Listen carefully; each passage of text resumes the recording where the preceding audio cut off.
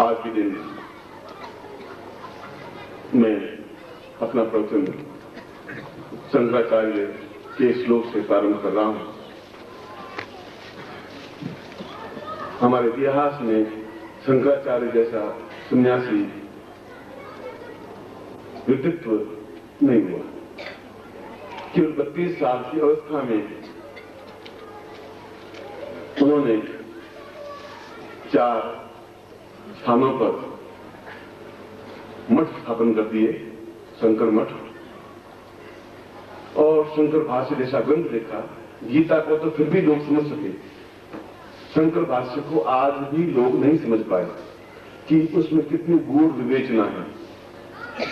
मेरे मन में भी बड़ी छटपटाहट है कि उस शंकर भाष्य को उन्हीं शब्दों में वापस लिखूं, सरल भाषा में, जो शंकराचार्य के मन में कहने की बात थी।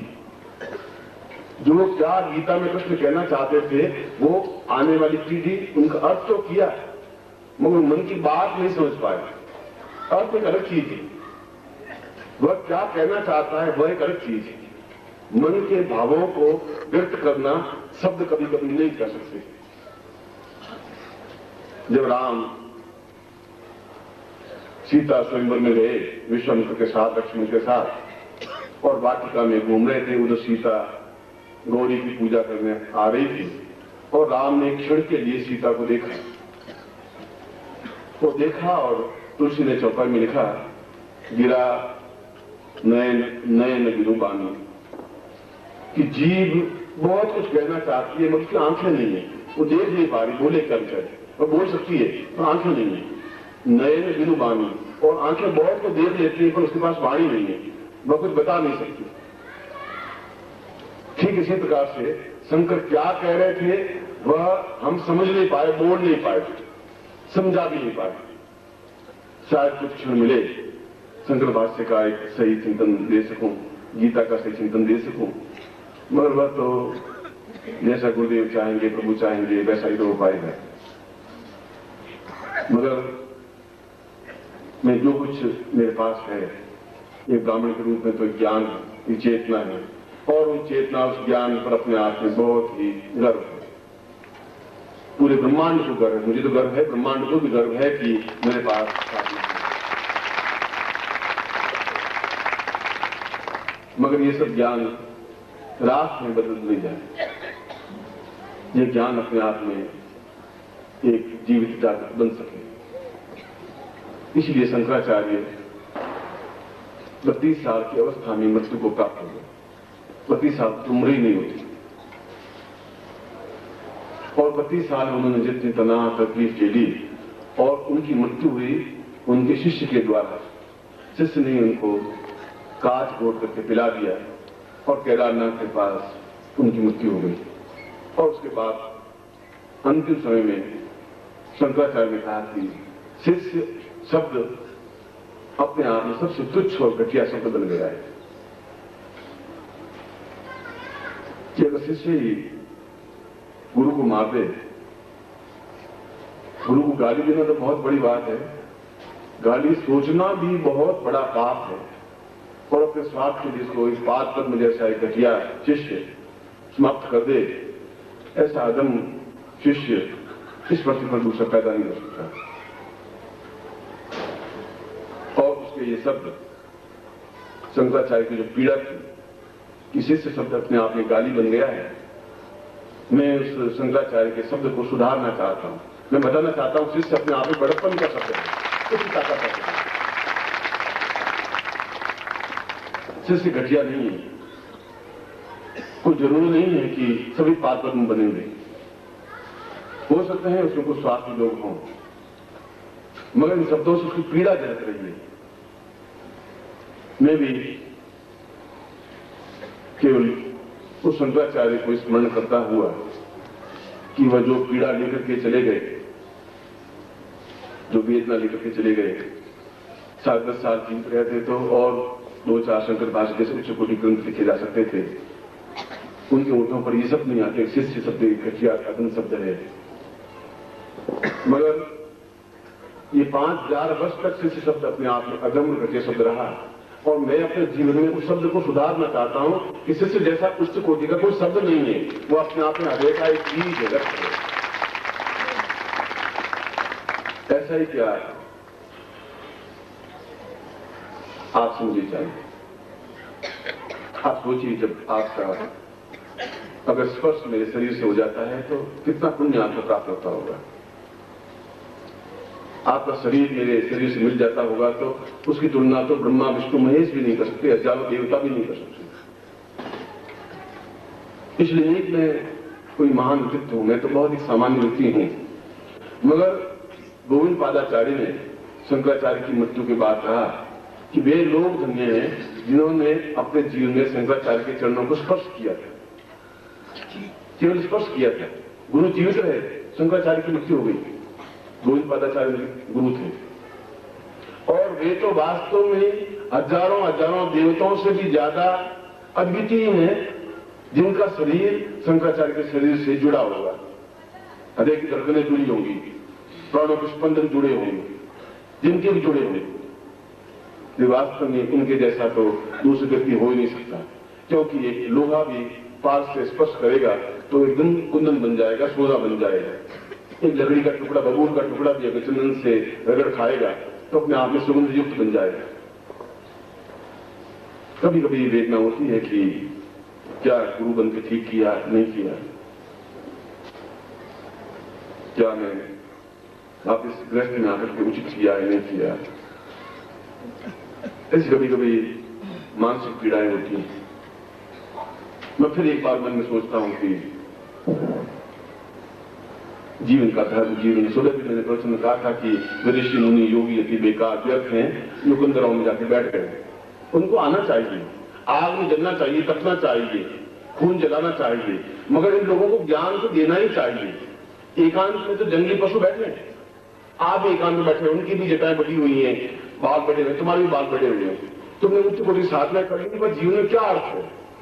मैं आवाज दूं, मुझे इतना विश्वास है, मैं आवाज दूं, हजारों हजारों हाथ उठ करके मेरे पास खड़े हो जाएंगे, हजारों लोग मेरे साथ खड़े हो जाएंगे।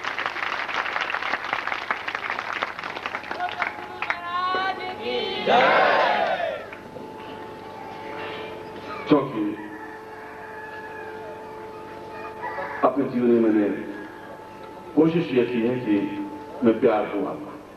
और सुबह मैंने कहा था कि जीवन में मुझे आपसे कोई दक्षिणा नहीं चाहिए, भेंट नहीं चाहिए। मैं कह रहा हूं आपको, नहीं चाहिए, न धोती चाहिए, न वस्त्र चाहिए, न आभूषण चाहिए। आप नहीं चढ़ाए, प्यार दीजिए मुझे, क्योंकि उससे अमूल्य कोई चीज नहीं है। और मैं आपको साधना देना चाहता हूं, कुछ कोटि व्यक्तित्व बनाना चाहता हूं, और उसके लिए आपका साहचर्य चाहिए, सामीप्यता चाहिए। आपके मेरे बीच में स्वार्थ की और न्यूनता की अगर रेखा मिल जाएगी तो न आपसे मेरा मिलन हो सकेगा, न मैं आपसे मिल सकूंगा। यह एक ओठों पर एक धड़कन रहेगी कि ये शिष्य मेरे हैं, मेरी आवाज पर ये दौड़ के आ जाते हैं, मेरी आवाज पर कुछ बलिदान करने को तैयार हो जाते हैं, अपने आप को समाप्त करने के लिए तैयार हो जाते हैं और सब कुछ देने के लिए तैयार हो जाते हैं। कई बार मैंने अनुभव किया है।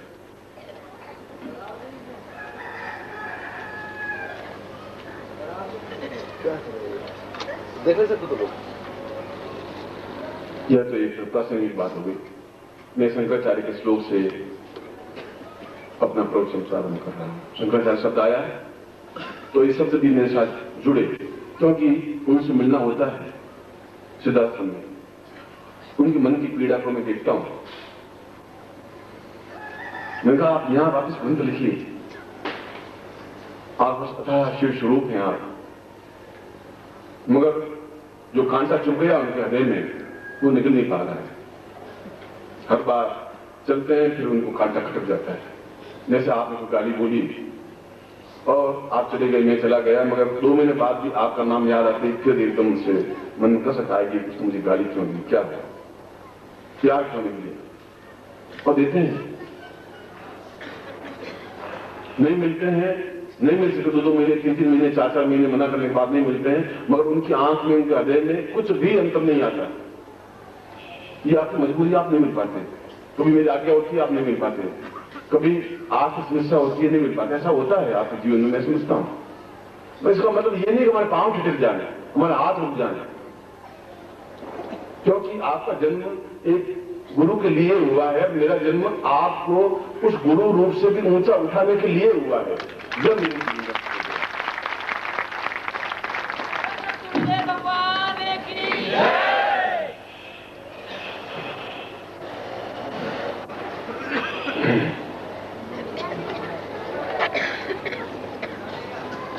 इन्हें बड़का शिविर लगे, आप लोग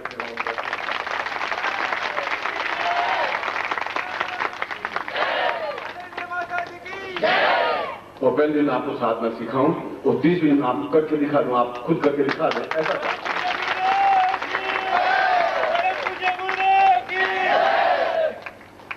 ऐसा होगा, ऐसी इच्छा है।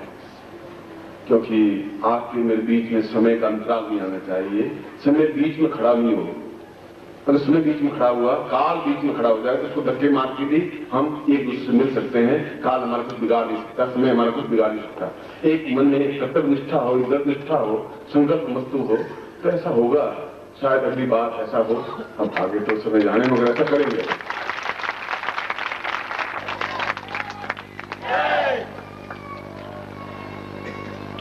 खैर मैं उनको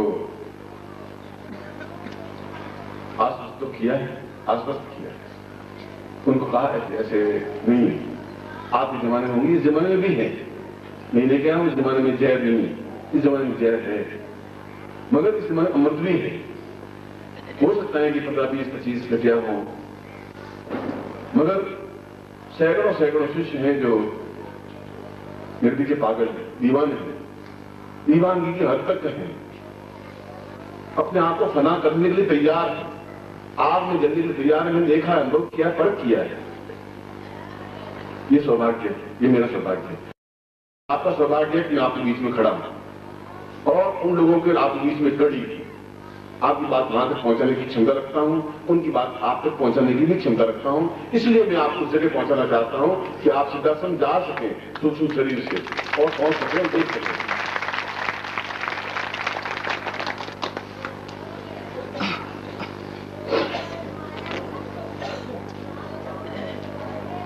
साफल्य रूपम भवतम श्रियं वै ज्ञातं सदां पूर्णमदेव तुल्यं दीर्घोवतां स्थूलतदैव रूपं सिद्धिर्मदां वै गुरु वै शब्दम। शंकराचार्य ने इस श्लोक में बहुत उच्च कोटि की बात, अच्छी बात कही है, समझने की जरूरत है। उसने कहा कि गुरु और सिद्धि या साफल्य सिद्धि और सफलता युक्त सिद्धि दो अलग अलग चीजें नहीं है। जहां गुरु है वहां सिद्धि में सफलता है, जहां सिद्धि में सफलता है वहां गुरु है। दोनों में अंतर नहीं किया जा सकता। अंतर तब होता है जो गुरु शिष्य के बीच में अंतर होता है। और यदि अंतर है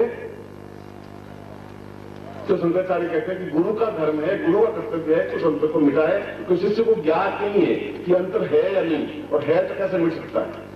उसने गुरु पर ही चीज डाली, गुरु को भी एक लकीर में बांधने की कोशिश की है, केवल शिष्यों पर ही भार नहीं डाला है। ये कहा है कि गुरु का धर्म है कि यदि वो न्यूनता बरतता है, और आज के युग में आप में साधना में न्यूनता संभव है। मैं आपको अभी कहा कि आप केवल एड़ी के बल पर खड़े हों, पंजे बल पर खड़े हों, और आप बीच बीच में एड़ी टिकी, एक बार टिकी, दो बार, फिर जल्दी से एड़ी उठा दी, फिर टिकी, फिर वेट उठा दी, स्वाभाविक है। अब ये आपकी न्यूनता है, तो साधना में जरूर एक पंजे के बल पर ही खड़ा हो तो पंजा ही फिर ऊंचा उठ सकेगा, पूरा पैर उठने में बहुत टाइम लगेगा, मगर एकदम से एड़ी नीचे किया। अब ये न्यूनता नहीं है, ये न्यूनता को मैं समझ रहा हूं, आप मुझे कहें या नहीं कहें। शंकराचार्य कहते हैं कि शिष्य की गलती नहीं है, क्योंकि वह तो एक हाड़ मांस का व्यक्तित्व है, उसमें प्राण तत्व अभी तक नहीं आ पाया है, आ भी नहीं पाएगा एकदम। उसमें सफलता देना गुरु का धर्म और कर्तव्य है कि अंतिम क्षण तक शिष्य को उसको सफलता प्रदान करे, गुरु करे, तो नहीं कहे तो भी करे, थप्पड़ मार के भी उनको सफलता दिलाए, प्यार करके भी सफलता दिलाए, मगर शिष्य को सफलता दिलाए। ये गुरु का धर्म है, ये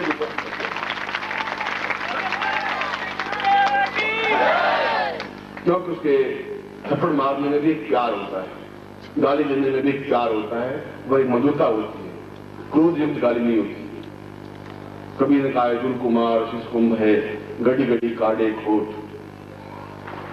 भीतर भीतर सहज के बाहर बाहर चोट। एक छोटी सी सुराई सी होती है, उसको बाहर से चोट पहुंचा देता है कुम्हार, अंदर हाथ लगाए रखता है और धीरे धीरे उसको घड़ा बना देता है। मगर उसको मालूम में ठोक रहा हूं, मगर वो अंदर सहजता है, मैं अंदर से सहज रहा हूं, ऊपर से फटकारता हूं, डांटता हूं, उसमें भी प्यार है, एक अटैचमेंट है। आपको डांटने फुटकारने मुझे को आनंद नहीं है, मगर मैं चाहता हूं कि आपको सफलता मिले। उनको मंत्र दें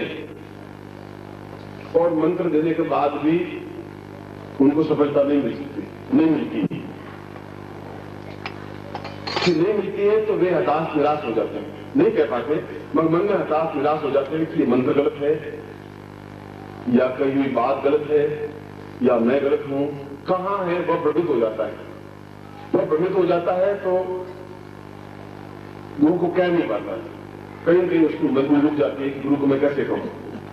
मगर गुरु को आगे चल के कहना चाहिए कि तुम्हारे अंदर न्यूनता अगर आ रही है तो आ रही है, उस न्यूनता में भी सफलता देना मेरा धर्म है, मेरा कर्तव्य है, गुरु के रूप में कर्तव्य है।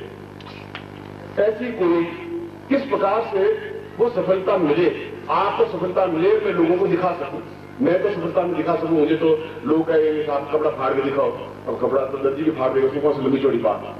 आप पापड़ तोड़ के दिखाओ, पापड़ तोड़ने में और तो सिर्फ तोड़ने में थोड़ा टाइम भी लगे, तो पापड़ तोड़ने में क्या टाइम लगेगा, कपड़ा फाड़ने में कौन सा टाइम लगेगा। मैं अपने 36 काम की लिखता हूं वेद है, मगर कुत्ता भाव की सकता है, वो मंत्र नहीं बोल सकता, तो कहे तो भी मंत्र नहीं बोलेगा, उसको सिखाना बेकार। तो शंकराचार्य कल बहुत अच्छे से बोल रहे थे, उनका कि तुम्हारा कर्तव्य है कि उन साधकों को, उन शिष्यों को ऐसा ज्ञान, ऐसी चेतना ऐसा दें कि अगर उनकी साधना में न्यूनता होगी, रहे न्यूनता रहेगी, तब भी उनको सफलता मिल जाए। दोनों विरोधाभास, आप मंत्र बोले और सफलता रह जाए तो भी सफलता मिले, और दोनों विरोधाभास को मिटाने के लिए क्या किया जाए। यह एक कठिन क्रिया है। मैं कहूं तो इस प्रकार से खड़े होना पड़ेगा और 11 माला करनी पड़ेगी। आप 11 माला के बीच 8 माला के बीच में घुटने टेक पे बैठ जाएंगे कि छोड़ो 8 माला बहुत है, आकाश में उड़ने से रहे, ये फालतू कहने की बातें, छोड़िए इसको, छोड़िए बेकार। और भी कहेंगे कि ये काय कैसे, तुम आकाश में तो दिमाग खराब हो, फिर हवाई जहाज क्या बने। अब तुम सोचो ऐसा कैसे हो सकता है, और तुम अपने आप में निराश हताश होकर रह जाते हो। हनुमान जी के पास में कोई था तो नहीं, हनुमान जी लंका गए तब कोई हवाई जहाज बैठकर गए नहीं, वे दौड़ के गए थे, वो कैसे चले गए। या तो पुराण गलत है या फिर हम गलत है। वायु वेग के माध्यम से भी आदमी गमनशील हो सकता है, होता है। आज से 50 साल पहले तो विष्णुनंद जी ने क्रिया करके दिखाई है, क्रिया करके दिखाई, उसके बाद विष्णुनंद जी बहुत तकलीफ ही पाए, एक मिनट भी चैन से नहीं बैठ सके। घर में जो भी शिष्य आता वो बार बार उनको यही बात पहुंचता, उनका मेरे बहुत गलती कर दी कि ये क्रिया करके इनको दिखा दी प्रैक्टिकल। इसलिए सबसे ज्यादा जरूरी है साधना प्राप्त करना, उससे भी ज्यादा जरूरी है साधन सफलता प्राप्त करना। आपको सफलता एक नहीं, 2, 3, 4, 10, 20, 25 और मेरे साथ रहकर के आपने कम से कम 100 साधनाओं में भाग लिया होगा, 50 साधनाओं में भाग लिया होगा, 60 साधनाओं में भाग लिया होगा। 60 साधनाएं मैंने आपको बताई होगी, और उसमें से कुछ साधकों को सफलता मिली, कुछ साधकों को नहीं मिल पाई। तो कल प्रश्न यही उठा था कि क्या कोई ऐसी युक्ति नहीं है कि उनको एक बार में सफलता दिला दे, हो जाए सफलता, उनको एहसास हो जाए, जीवन का घर में कर्तव्य पालन पूरा हो जाए। शंकराचार्य का ऐसा कोई है ही नहीं, ऐसी कोई सिद्धि नहीं है, ऐसा कोई मंत्र नहीं है। मैं कहता आप 5000 वर्ष पहले पैदा हुए, मतलब पृथ्वी लोग तो इससे बहुत पहले पैदा हुए, 25,000 वर्ष में, 50,000 वर्षों से आगे पैदा हुए। ये मंत्र जरूर है, मैं आपकी बात को काट नहीं रहा हूं, मगर साधना में सफलता मिले ऐसा मंत्र भी है कि अगर शिष्य मेरा व्यक्ति में न्यूनता रहे, न्यूनता होते हुए भी पूर्ण बन जाए, ऐसी साधना भी है जिसे सफलता मिल सके उनको पूर्णता के साथ ही। इन 2 दिनों में मैंने आपको 4-5 उच्च कोटि की साधनाएं दी और आपने बहुत गहराई के साथ प्राप्त की और मुझे विश्वास है आप इसमें से काम करेंगे। हो सकता है कि क्लास में 50 लड़के बैठे हम 20 पास हो, 30 फेल हो जाए, मगर फेल होना उस अध्यापक की भी गलती है, शिष्य की तो गलती है ही, लड़के की तो गलती है ही। इसलिए कल जब उस चिंतन में बैठा हुआ था तो यही प्रश्न विश्वामित्र के सामने भी उठा था और विश्वामित्र ने कहा कि मेरा एक भी शिष्य साधन असफलता प्राप्त नहीं कर सकता, क्योंकि मैं ब्रह्मांड की रश्मियों से उस मंत्र को खींच के इकट्ठा कर दूंगा कि मंत्र किसी ऋषि ने नहीं बनाए। अगर ऋषि ने बनाए होते तो फिर वशिष्ठ उपनिषद होता, विश्वामित्र उपनिषद होता। उपनिषद तो लिखे, मंत्र तो ब्रह्मांड की रश्मियों से अपने आप में निर्मित हुए और आज ब्रह्मांड के शब्दों के माध्यम से निर्मित होते हैं। तो विश्वामित्र ने उस मंत्र को प्राप्त किया जिस मंत्र के माध्यम से न्यूनता, कमी, अशुद्धता, असुचिता का मतलब पवित्रता की न्यूनता होते हुए भी उसको साधना में सफलता मिल जाए। और विश्वामित्र ने पहली बार उस मंत्र को उजागर किया। उस शिष्यों को कहा कि तुम जानबूझ के गलती करो मंत्र में और मैं तुम्हें सफलता देता हूं। शिष्यों का ऐसा कैसे हो सकता है? आपने मंत्र दिया, मैं वो मंत्र जाप करना है। उनका मैं तुम्हें ये एक्सपेरिमेंट करके दिखा देना चाहता हूं कि मैं वैज्ञानिक हूं, ऋषि हूं, योगी हूं, सन्यासी हूं, मगर मैं ये करना चाहता हूं। और उन्होंने उन शिष्यों को उस मंत्र के माध्यम से पूर्ण सफलता करके दिखा दी। ये मंत्र अपने आप में शिष्यों के लिए वरदान है कि उसको साधना में सफलता मिलती ही है। ये मंत्र ही अपने आप में अद्वितीय है, उच्च कोटि का है, पूरे जीवन को स्वर्णिम बनाने के योग्य है। मैं आपकी मजबूरी को समझ रहा हूं, 10 साल से समझ रहा हूं कि साधना करते हैं कभी सफलता नहीं मिल पाती, मगर नहीं मिल पाती तो तुम्हारी गलती तो है ही, क्योंकि जहां श्रद्धा नहीं है, जहां समर्पण नहीं है, जहां आत्मनिवेदन नहीं है, वो न्यूनता है। मैं श्रद्धा समर्पण होते हुए भी कभी कभी सफलता नहीं मिल पाती तो गुरु फिर उस रास्ते को दिखा देते। और आपने देखा होगा कि साधना में मैं बहुत तेजी के साथ में उन साधनों को लेकर जा रहा हूं जो साधनाएं नहीं दे रहा है, क्योंकि उसके बाद में कई प्रकार की और कठिनाइयां पैदा हो सकती हैं। शंकराचार्य के सामने पैदा हुई, विश्वनाथ जी के सामने पैदा हुई और इन लोगों के सामने उत्पन्न हुई, मगर फिर भी कल ही मैंने बताया कि विश्वामित्र ने इस प्रकार के मंत्र की रचना की, ब्रह्मांड की रचनाओं के माध्यम से की। और मैं कहा कि इस मंत्र के साधना के माध्यम से पिछले जितने भी साधना शिष्य ने की, उन साधनों में भी शिष्य को पूर्ण सफलता प्राप्त हो ही सकती है, उसमें असंभवता हो ही नहीं सकती। असंभव जैसा शब्द किसी जीवन में नहीं जुड़ सकता, ऐसा था। शंकराचार्य ने कहा कि ऐसी बात नहीं, तो ध्यान लगाने के बाद बात की। यह तो एक सिद्धार्थ की बात थी, मगर मैं इस दीपावली के अगर हमारे समय कम है, मैंने कहा कि महीने भर का समय कभी लगाएंगे, कभी आपके साथ महीने भर रहें, ऐसा कोई समय मुझे मिले, आपको मिले। अभी मैं 5 बजे 5:30 बजे वापस आपके बीच में आऊंगा और यह प्रयोग भी अगर नहीं दिया फिर बाकी की सारी साधनाएं अपने आप में न्यून रह जाएंगी, समाप्त नहीं होंगी। ये साधनाएं गलत नहीं है, मगर शायद आप इतना कर। मैंने आपको उदाहरण दिया कि अभी आपने 2 मिनट पहले ही केवल मुश्किल से आप घड़ी देखें तो 120 सेकंड खड़ा किया आपने। 120 सेकंड में आपने 4 बार एडी टिक की, घर में भी टिकेगी और फिर साधन सफलता मिलेगी नहीं तो फिर मंत्र मेरा झूठा हो जाएगा, आप में हुआ ही कुछ नहीं। इसलिए साधना में पूर्ण सिद्धि प्राप्त हो, उस प्रयोग को संपन्न करवाना भी एक जरूरी है। ये सारी साधनों का निचोड़ वही है कि मैं साधना में सफलता के बाद प्रयोग विश्वामित्र ने पहली बार, अंतिम बार, एक बार ही करवाया और उसके बाद ऋषियों को दिया ही नहीं गया। उस साधना प्रयोग को आज आपको 5:30 बजे संपन्न करवाऊंगा और गारंटी के साथ करवाऊंगा, जिससे सारी साधना आपकी सिद्धि मिले और सफलता मिल सके। ऐसा ही प्रयोग आपको संपन्न करवाऊंगा। जैसा कि सायंकाल में थोड़ा सा भावुक हो गया है शंकराचार्य के शब्दों से और उसकी व्यथा से भी व्यक्त करना स्वाभाविक, मगर मेरे जीवन में ऐसी घटना कि कुछ शिष्य कमजोर निकले या हड्डियां निकले, मेरे मुंह के सामने तो कोई ऐसा पूरे जीवन में आया नहीं, संन्यास जीवन में कोई आया ही नहीं। और वे जो आज से 60 साल पहले, 50 साल पहले जुड़े थे वो आज भी जुड़े हुए हैं और गृहस्थ से भी जुड़े हुए हैं। आज शाम को भी मैं प्रयोग आपको संपन्न करवा देता हूँ। बोलना तो बहुत कुछ चाहता हूँ, मगर पूरे भारतवर्ष में मतलब एक एक व्यक्ति ने एक एक प्रांत को संभाल रखा है साधना शिविरों के लिए। ऐसा लगने लगा है कि उनमें इतना जोश है, इतना उमंग है, इतनी जवानी है, इतनी चेतना है कि वह अपने आप में यही कहते हैं कि हमारे पास और कुछ काम करना नहीं है, हमें तो बस मतलब आप ये दीजिए कि हम 2 महीने में करेंगे क्या। अभी बीच में दुर्ग में साधना से डग रहा था, मैं कोई वजह से जा नहीं पाया और शोभा हरदेव ने बहुत झुंझुन उद्दित उसने अपनाया, बहुत मेहनत की, उसने परिश्रम किया। श्रीवास्तव ने भी उसने बहुत झुंझा और मेरे नहीं होते हुए भी और कैलाश नहीं होते हुए भी उस शिविर को सफल करके दिखा और शिष्यों ने मतलब उसके बाद उतने ही शांति भाव से साधना संपन्न की। यह एहसास होता है उनमें गरिमा, गंभीरता, गहराई ऐसा लगने लगा है उसमें।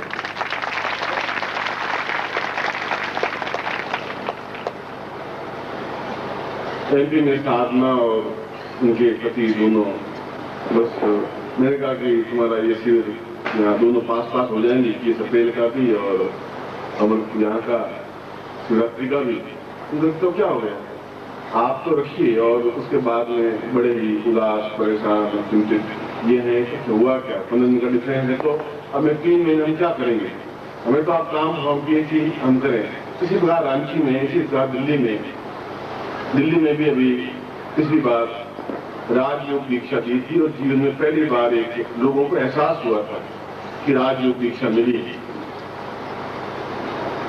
विवेकानंद ने राजयोग दीक्षा के बारे में वर्णन किया है, मगर मैं लकीर पीटने वाला व्यक्ति नहीं हूं। मैं विवेकानंद का प्रणाम करता हूं, मैं उनके प्रति विनीत भाव रखता हूं, मगर उनको सही ढंग से राजयोग दीक्षा प्राप्त हुई नहीं थी। सही ढंग से रामकृष्ण परमहंस अत्यंत उच्च कोटि के विद्वान थे, मगर उनको पूर्ण ढंग से कुंडली जागरण हुई नहीं थी। उनकी तो स्थिति यह थी कि वो शादी में भी गए रामकृष्ण परमहंस और किसने बोल दिया काली बोलती बेहोश हो जाती और मुंह आ जाती थी और झाग निकलने लग जाते थे और काली चिल्लाने लग जाते थे। बड़ा है संयम। ये नहीं है कि रामकृष्ण परमहंस जैसा संत नहीं मिल सकता, अगले 2 साल में भी ऐसा संत पैदा नहीं हुआ, मगर कुंडली जागरण अपने आप में एक अलग क्रिया है, उच्च कोटि की क्रिया है। सातों चक्र जागरण हो जाना जीवन का एक उच्च कोटि का पर्याय है, एक जीवन की श्रेष्ठता है। इसी प्रकार से हिमाचल में मैं कभी सोच भी नहीं सकता, मनाली के अलावा तो ऐसी होता वशिष्ठ और ये ठाकुर वगैरह मिलकर के उन्होंने आधे हिमाचल को पार कर लिया है, सब जगह की चेतना फैला दी है। एमपी में देखिए, यूपी में देखिए, हरियाणा में देखिए, गुजरात में देखिए, सोचा भी नहीं था। 10 साल से तो मैं गुजरात गया ही नहीं था। मैं गुजरात में प्रवीण जोशी और ये रमेश भाई, प्रजापति रमेश भाई, दोनों तीनों ने मिलकर के निश्चय ये ही कर लिया कि पूरे गुजरात में हम आपके इस कार्य को बढ़ा ही देंगे। ये विश्वास करने लगा है।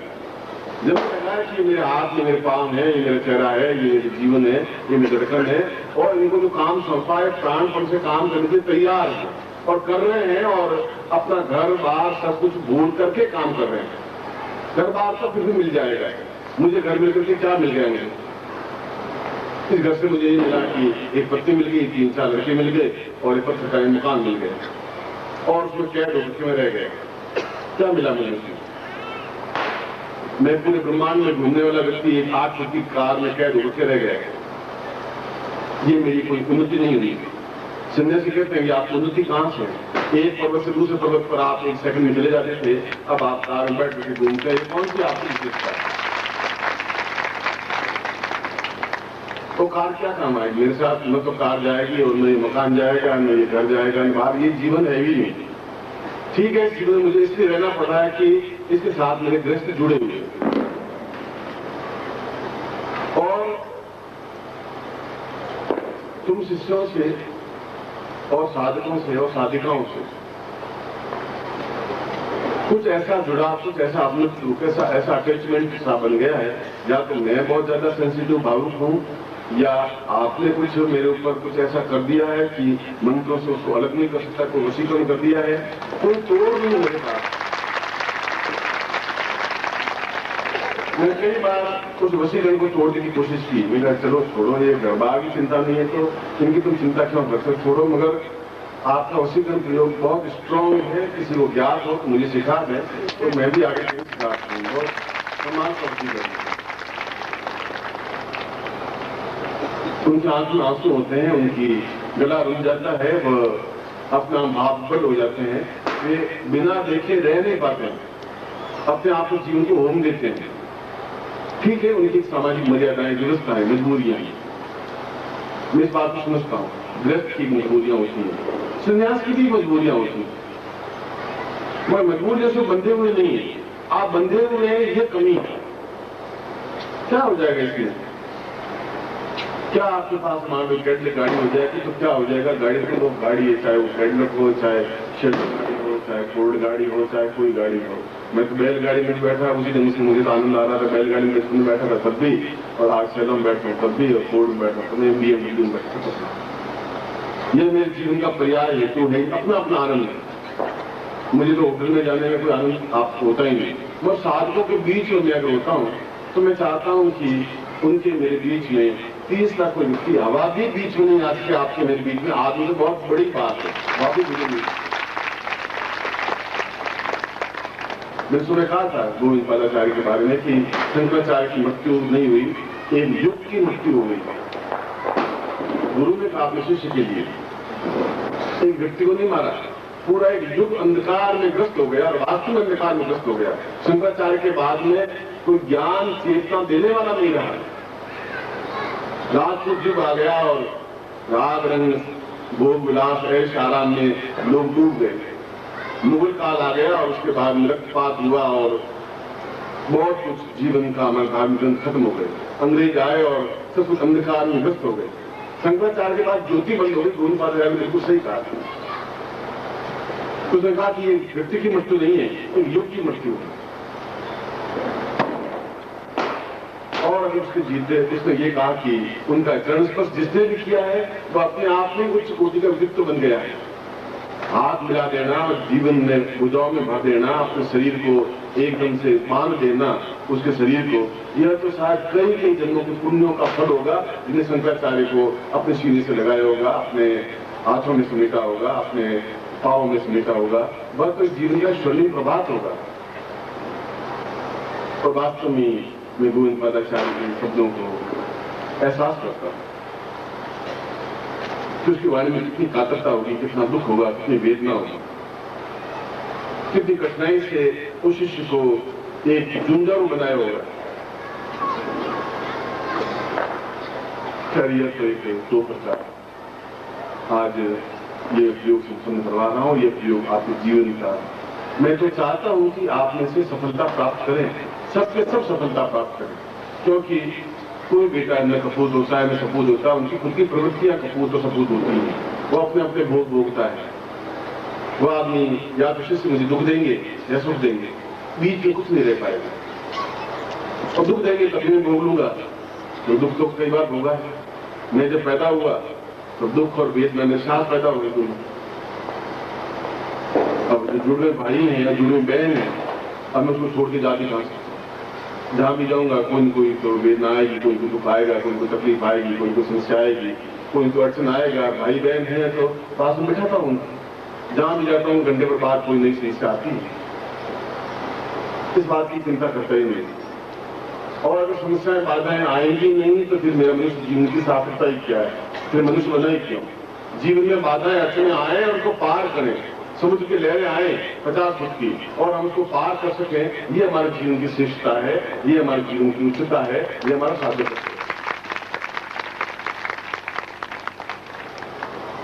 इसलिए बहुत जल्दी दीपावली आ गई। मैं तो सोच रहा था कभी 2 दिन और मिलेंगे, अभी बैठेंगे, मगर अभी बताया गया कि 2-3 घंटे बाद तो लक्ष्मी पूजन करा करके आपको विदाई करेंगे। न तो देख पाया आपको ढंग से, आप ढंग से मुझे मिल पाए, और एक छटपटाहट, एक वेदना एक रही मेरे मन में तो रही। मगर मिलने में आनंद इतना है ही नहीं। विरह में जो आनंद है वह एक अलग आनंद है। या इंतजार वापिस रहेगा कि थोड़ा शिवरात्रि होगी, आपस मिल लेंगे, तो आएगा। विरह में जितने ग्रंथ लिखे गए हैं वो सब विरह के लिखे गए, मिलन का तो कोई ग्रंथ ही नहीं आया, मिल गया, आगे क्या। विरह में आएगा, ऐसा आएगा, इधर से आएगा, इसमें आंख होगी, ये बाल होगा, खाना बना, कपड़े पहने। विरह में तो सुख ही सुख है, मगर विरह के बाद मिलन भी होना चाहिए। ऐसा नहीं जिंदगी में विरह करते ही रहेगा, वह सबसे बड़ा घटिया काम। तुम्हारे लिए मेरे लिए तकलीफ हो जाएगी, या तो मुझसे प्रेम करना ही, तुम्हें पहले ही दूर रहना था, किया तो अब ये समस्या और भी समस्या पैदा मत कर देना मेरे लिए, और समस्या हो जाएगी। हर चेहरा मुझे याद है, मेरी आंखों में प्रत्येक का बिंब है। अगर आप मेरी आंख में देखें तो प्रत्येक का फोटो साथ में दिखाई देगा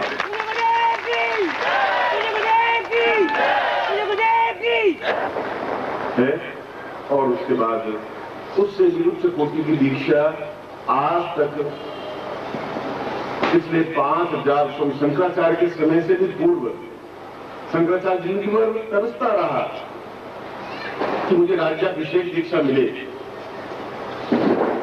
गोविंद पादाचार्य ने कहा कि ये दीक्षा मैं नहीं दे सकता क्योंकि मैं अधिकृत नहीं। आप शंकर भाषा पढ़े, गांधी जिंदगी भर भटकते रहे। उन्होंने कहा कि मेरी सहस्त्र जागरण हो, उन्होंने अपने जीवन में लिखा है, मैं क्रिया योग लूं, और उसके लिए कई सन्यासियों से गांधी जी मिले। उनका क्रिया योग मैं आपको सिखा ही नहीं सकता, मुझे खुद को क्रिया योग आता है। क्रिया योग जैसी वस्तु और क्रिया योग से भी कई गुना ऊंची राजयोग, ये प्रत्येक के बस की बात नहीं है कि राजयोग दीक्षा दे सके। उसके लिए बहुत बदलता हुआ एक दिन से थोड़ा होना चाहिए, एक साधना की ऊर्जा होनी चाहिए, तपस्या होनी चाहिए, तब राजयोग दीक्षा दी जा सकती है। और पिछली बात 1 जनवरी को आप नया साल 2 तरीके से मना सकते हैं। ईस्वी सन, या तो रात को शराब पिए तो फिल्मी गाने गाए, तेरे बिना भी क्या जीना, और जो कुछ भी पंखियां लड़ा के जिया परमा के जो कुछ भी आप पाते हो, या तो वो आप गाना गाएं और फिर पड़े रहे पलंग पे, और या फिर कुछ राजयोग दीक्षा है। और भीड़ हुई, लोगों ने आश्चर्य के साथ देखा कितने संयमित लोगों ने पहली बार 5000 वर्षों के बाद उन्होंने पहली बार राजयोग दीक्षा की। तो इस बार अभी तालकटोरा स्टेडियम में बहुत बड़ा दिल्ली का सेंटर है, ना किसी को लाल किला कहाँ कोई बता देगा, तालकटोरा स्टेडियम रहेगा कोई बता देगा। उससे भी जो शंकराचार्य दीक्षा प्राप्त नहीं कर पाए, राज्याभिषेक दीक्षा, वह राजयोग दीक्षा अलग है, मैं राज्याभिषेक दीक्षा कह रहा हूं। वो इस बार मैं राज्याभिषेक दीक्षा प्रत्येक शिष्य को दूंगा। ये अपने आप में जिंदगी का सौभाग्य, युगों का सौभाग्य है।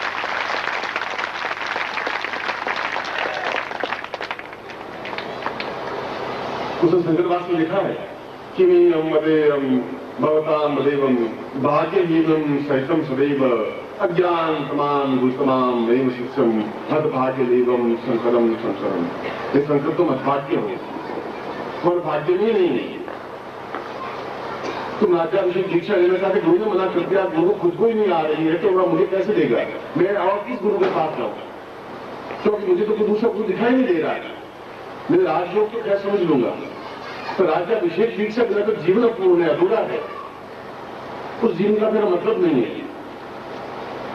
और उसमें ऐसा था नहीं कोई गुरु चल बेटे जा मैं राज्याभिषेक किया तुम्हें तो सम्राटाभिषेक देता हूं, तुम क्या समझेगा नजदीक आएगा। वो आज गुरु तुम हरिद्वार में जाओ तो सम्राटाभिषेक क्या कहे, आकाशाभिषेक दीक्षा भी मुझे देंगे। तो वहां तो सत्यता थी, उसने कहा कि मैं शंकर मैं राज्याभिषेक दीक्षा इसलिए नहीं दे सकता हूं कि मुझे खुद को नहीं आती, मैं तपस्या की धधकती हुई आग तो मैं सौंपूंगा तभी तो हो पाएगा, पूरी ज्वाला सौंपनी पड़ेगी तुम्हें। मैं तुम्हें राजयोग दीक्षा दी है, इस राजयोग दीक्षा से भी तुम पूरे भारत पर विजित हो जाओगे। और उसके बाद ही चिंतन आया था कि अगला साल अपने साथियों को राज्याभिषेक दीक्षा दूंगा, जो हकीकत में देखा जाए मंच पर बैठा हूं और पिछले 25,000 वर्षों में किसी व्यक्ति ने किसी को राज्याभिषेक दीक्षा नहीं दी होगी, दे नहीं पाया होगा। किसी ने 30 जनवरी की रात को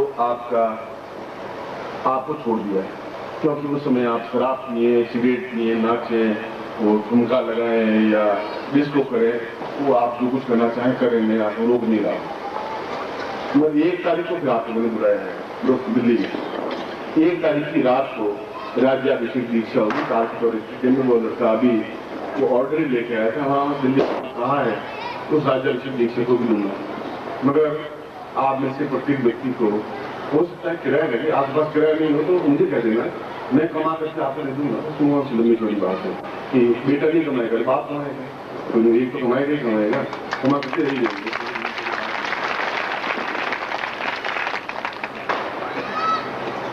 मगर दीक्षा से वंचित नहीं रहे, प्रयोगों से वंचित नहीं रहे।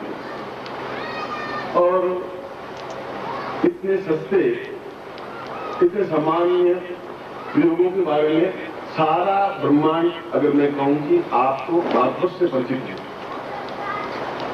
मैं पूरी पृथ्वी से भी परिचित हूँ, तुम्हारे साथ में भारतवर्ष से परिचित हूँ, इंग्लैंड से परिचित हूँ, अमेरिका से परिचित हूँ, स्विट्जरलैंड से परिचित हूँ, यूरोप से परिचित हूँ, अमेरिका से परिचित हूँ, चीन से परिचित हूँ, रूस से परिचित हूँ, जापान से परिचित हूँ, और अफ्रीका से परिचित हूँ, पाकिस्तान से परिचित हूँ, पूरी दुनिया से परिचित हूँ। दुनिया से भी ऊपर एक ब्रह्मांड है, तो ब्रह्मांड से भी परिचित हूँ।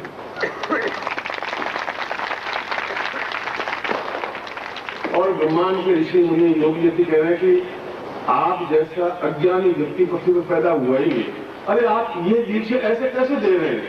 मैं कहा फिर कैसे देनी चाहिए?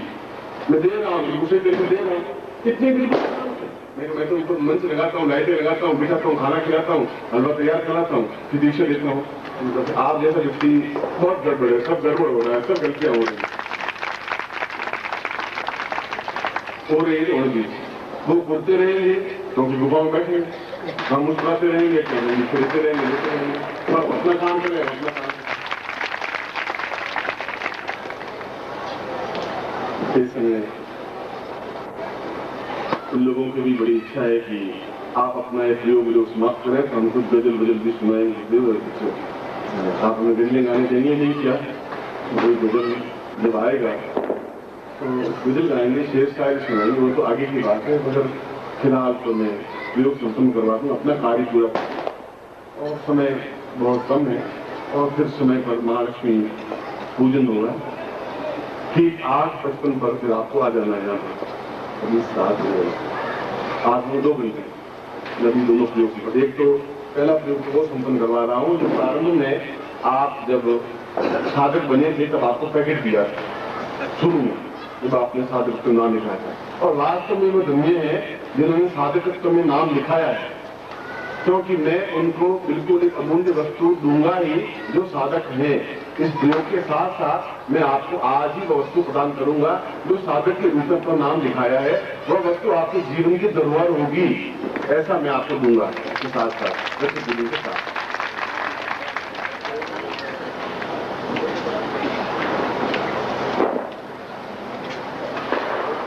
दीक्षा दे दीजिए।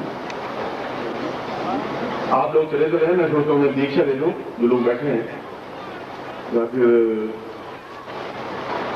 तो प्रयोग ऐसा जब मेरे मुंह से निकल गया है तो फिर मुझे व्यवस्था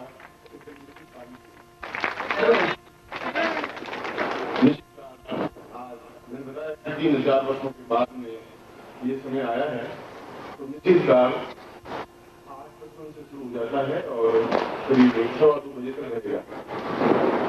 और निश्चित काल में यह तो प्रत्येक क्षण दीक्षा अपने आप में अद्भुत होती ही है। कोई भी दीक्षा कभी भी, आज मैं 2 दिन पहले ली, 2 घंटे पहले ली, तो निश्चित काल में दीक्षा का महत्व तो और भी उच्च कोटि का हो जाता है, 1000 गुना हो जाता है।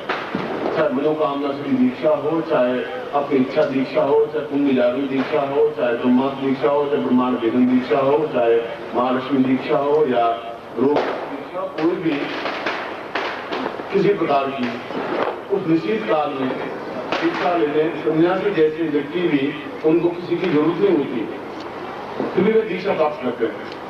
हमें ब्रह्मांड दीक्षा दें, ब्रह्मांड वेदन दीक्षा दें, या सप्तमुषि दीक्षा दें, या ओंकार दीक्षा दें, या हिंदुस्तान दीक्षा दें, या वायुगमन दीक्षा दें, या जलगमन दीक्षा दें, फिर भी दीक्षा लेते हैं, क्योंकि निश्चित काल में ही इस प्रकार की उच्च कोटि दीक्षा आसानी से पूरे शरीर में प्रवेश कर सकती है।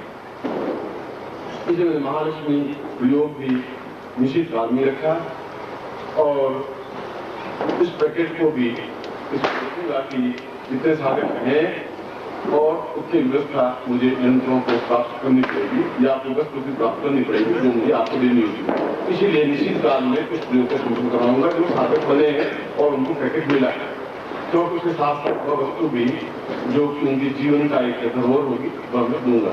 इसलिए इस क्षण को मैंने रोका। दीक्षाओं का क्रम है, उसके बाद कल में दीक्षाएं शायद हूँ या नहीं कह नहीं सकता। और निश्चित काल में जो भी आप कितने भी उच्च कोटि की कोई दीक्षा हो, चाहे राजयोग हो, तो राजयोग नहीं ले पाए हो वापस राजयोग दीक्षा ले सकते हैं। तो 1 जनवरी को नहीं आ पाया होगा 96 में, तो वह राजयोग दीक्षा भी ले सकता है। कोई भी छोटी मोटी दीक्षा जैसी भी हो, मन में तुम्हारा ये नहीं रहे कि ये मैं नहीं ले पाया, और निश्चित काल जैसा क्षण प्राप्त हो और उसमें हम कोई एक्टिविटी कोई कार्य करें तो अपने आप में पूर्ण सफलता प्राप्त होती। सफलता तो यूं मिलेगी मगर वह क्षण ही अद्भुत है। शादी का माहौल कुछ और होता है, मरगट का माहौल कुछ और होता है, इस समय का माहौल ही कुछ और है, कल का माहौल ही कुछ और होगा। वह एक क्षण, एक समय, एक वायुमंडल, एक सारे ग्रहों का सामीप्यता और पृथ्वी पूरे ग्रहों के नजदीक से नजदीक पहुंच जाती है। यह क्षण ऐसा है कि इस समय सभी ग्रहों के बिल्कुल नजदीक पृथ्वी होगी और इसीलिए उन ग्रहों का संपूर्ण प्रभाव पृथ्वीवासियों पर होगा। इसीलिए निश्चित काल में दीक्षा लेने वालों के लिए प्रयोग भी मैंने अभी बोला तो मैं भी करवा दूंगा, और फिर मैंने बाद में उसी समय करवाऊंगा। 9 बजे आप बैठना है। भोजन रात्रि को करेंगे, लक्ष्मी पूजन करने के बाद में भोजन करेंगे। भोजन आपका पड़ा हुआ है, आप कहीं चिंता लो, पूरा पड़ा है, कोई घबराने की जरूरत नहीं है। थोड़ी और ज्यादा भूख लगेगी तो घबराना नहीं। मैं भी बाद में भोजन करूंगा, नहीं करूंगा मुझे, मैं कल सुबह भोजन करूंगा, पर आप रात्रि को भोजन जरूर करें क्योंकि महालक्ष्मी पूजन करने के बाद में अन्नपूर्णा प्रयोग करना आवश्यक है। पहले मैं साधना सिद्धि सफलता आपको प्रयोग संपन्न करवा रहा हूँ, पैकेट खोल दे यंत्र और वह सिद्धि फल करूंगा।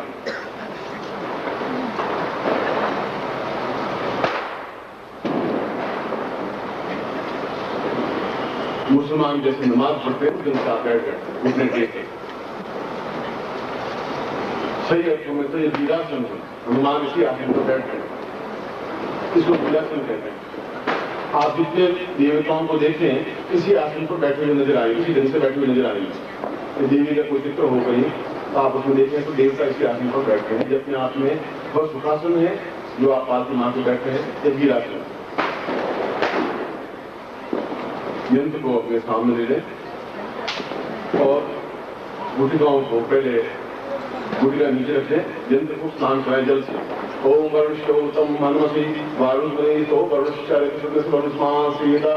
वै स्नानम समर्पयामि मां, दूध से स्नान कराएं। नदी स्नानम समर्पयामि मां, तत्कालो गत स्नानम समर्पयामि मां, एवं मधु स्नानम समर्पयामि मां, पूर्णत्वम शर्करा स्नानम समर्पयामि मां, एवमेव वयोधि गतम तीव्र मधु से शर्करायतम पंचामतीव देवश स्नानार्थम पंचम स्नान से। ओम पांचसंध्या सरस्वती मुखियंती षोडशा सरस्वती तो पंचदासो देशे भवसिदा पंचम स्नानम समर्पयामि नमः। एवं गंगा स्नानम गंगे यमुने चैव गोदावरी सरस्वती नर्मदे सिंधु कावेरी जलेस्मिन् सन्निधिं ब्रह्मांडो तीर्थानि सरस्ता पूर्वा एकोस्वानम सत्ते स्नानं कुर्यात् पृच्छयामि।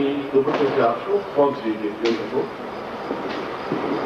उसके बाद में आप इसके ऊपर 7 बिंदियां लगाइए, 7 कुंकुम से तिलक करिए के ऊपर। शाम पूर्वी साध्यम साध्या तम आयामि स्थापयामि मां, तथा तो विजयम विजय आवायामि स्थापयामि मां, कीर्ते कीर्तिम आवायामि स्थापयामि मां, स्वयं स्वयं आवायामि स्थापयामि मां, चैतन्ये चैतन्यम आवायामि स्थापयामि मां, सिद्धिं सिद्धे आवायामि स्थापयामि मां, पूर्ण सिद्धि गुणकाल सिद्धि सर्वत्र विजय प्राप्ता निमित्तम और समस्त साधनाम सिद्धि प्राप्ता ऐसी महालक्ष्मी देवी आवाज़ कातिल आवाज़ स्थापयामि नमः। ताम गुटिकायाम ऐसो ताम भैरवी भद्राक्षी कात्यायनी तथा जो स्थान समर्पयेत। तीनों गुटिकाओं पर भी कुमकुम की बिंदी लगा दें।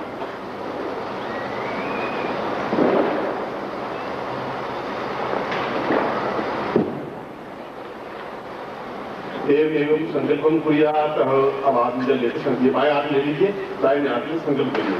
ओम हाथ पर से बरखंडे जम्मू दिवेश हजवान का कहे बोल चाहता है से सुनता रोजा कार्तिक मासे कुसुमयास्त मावश्याम रात्रो सा पूर्णाम सिद्धि साध्य सफलता पूर्ण विजय काले तुष्मानम सा समस्त साधनात्मकम साफल्यम प्राप्ताय निमित्तम गुरुमुखेर मंत्राण हेतुष्मान मम अम गोत्रो तुमनो हम शर्मा हम ताम पूर्ण सिद्धि साफल्य हेतुष्मान सत्य कल्याणकाम दीक्षा अरुणोद्यम संपर्दे।